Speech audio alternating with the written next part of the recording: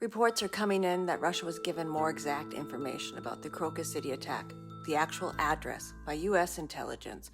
Why does it matter that the U.S. shared the location with Russian officials? What we're seeing here is how hybrid warfare is changing the behavior of countries. I'm Dr. K, a political scientist who looks at how information is shared.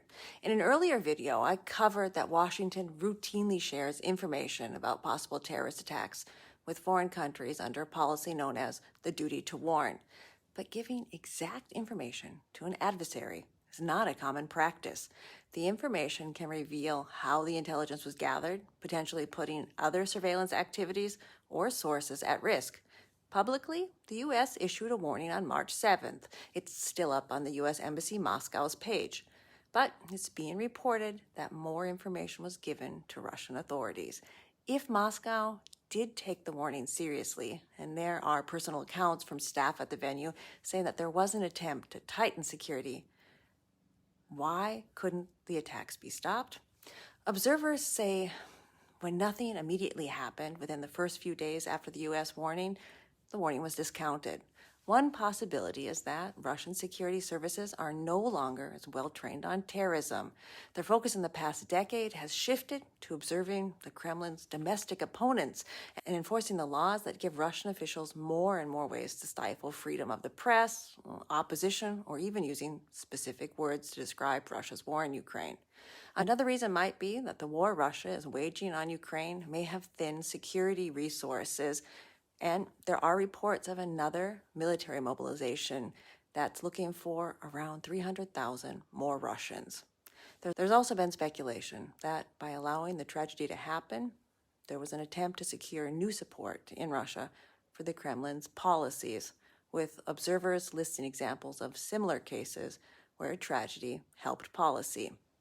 Those possibilities might explain how Russia reacted to the U.S. warning. But why did the U.S. get so specific with an adversary in the first place? Well aware of the situation in Russia, the U.S. warning was what I'm calling an intelligence pre-bunk. That's when an issue is preemptively addressed to counteract disinformation before it spreads. Remember, disinformation is spread on purpose. In intelligence circles, the pre-bunk could be an insurance policy.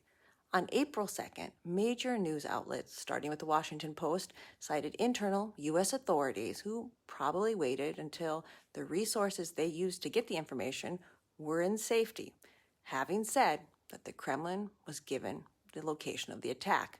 Despite this, on April 3rd, the head of Russia's National Security Council still contended that the U.S. shares blame for the attack by the gunman at the Moscow concert hall, even though a branch of the Islamic State group has claimed responsibility. The classical pre-bunk comes out preemptively, countering disinformation before it's widely disseminated. A pre-bunk is effective because once disinformation is out, it becomes more challenging to correct. There have been pre-bunk campaigns about election fraud, vaccination safety. In Ukraine, the attack on the Kakhovka Dam comes to mind. The intelligence pre-bunk acknowledges the Kremlin pattern of blame shifting, and it adds a layer of proof for allies and partners, which is still important for the U.S., as many countries still refer to the 2003 incorrect intelligence that the U.S. used to justify the invasion of Iraq. But making the information public that Russia knew where the attack would take place may also be an attempt to influence the perceptions and attitudes of Russians.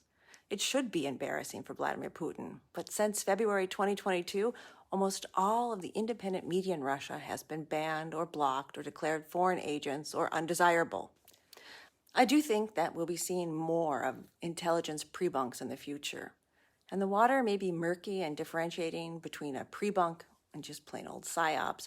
But considering the interdependence of at least Western intelligence agencies and the uptake of overt Russian activities in Europe, there is an acknowledgement that multilateralism is key, and this kind of information should be given some credibility. Let me know in the comments if you agree. I'm Dr. K.